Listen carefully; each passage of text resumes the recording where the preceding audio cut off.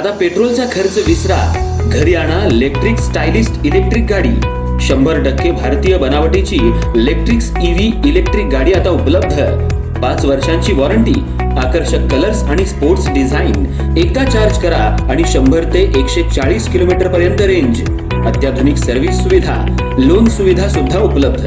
आजच भेट द्या साई मोटर्स, किसान चौक, इचलकरंजी। संपर्क 93 73 27 57 52 किंवा 0230 299 77 66। नो पेट्रोल नो टेन्शन, इलेक्ट्रिकचा स्मार्ट पर्याय।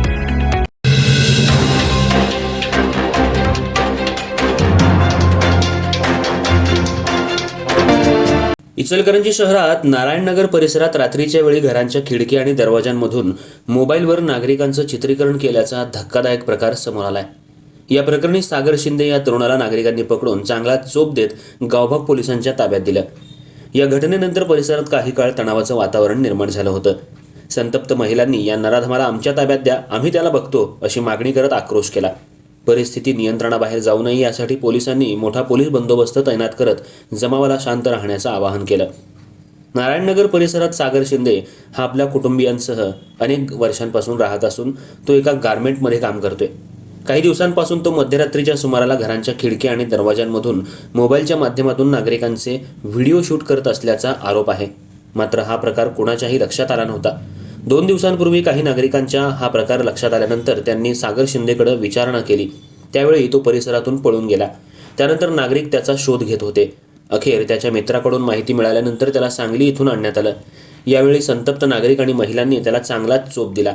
या घटनेची माहिती मिळताच गावभाग पोलिसांनी घटनास्थळी धाव घेतली। मात्र संतप्त नागरिक मोठ्या संख्येनं जमल्यानं काही काळ तणावाचं वातावरण निर्माण झालं।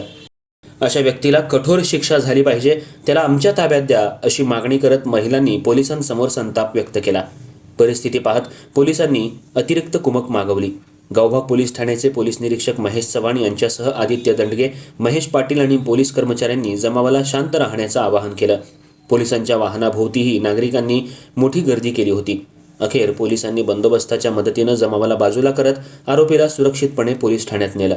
दरम्यान आरोपीनं नेमके किती जणांचं चित्रीकरण केलंय, त्याच्या मोबाईलमध्ये आणखी कोणते व्हिडिओ आहेत का, तसंच या प्रकरणामागे आणखी कोणाचा सहभाग आहे का याचा तपास पोलिसांकडून सुरू आहे।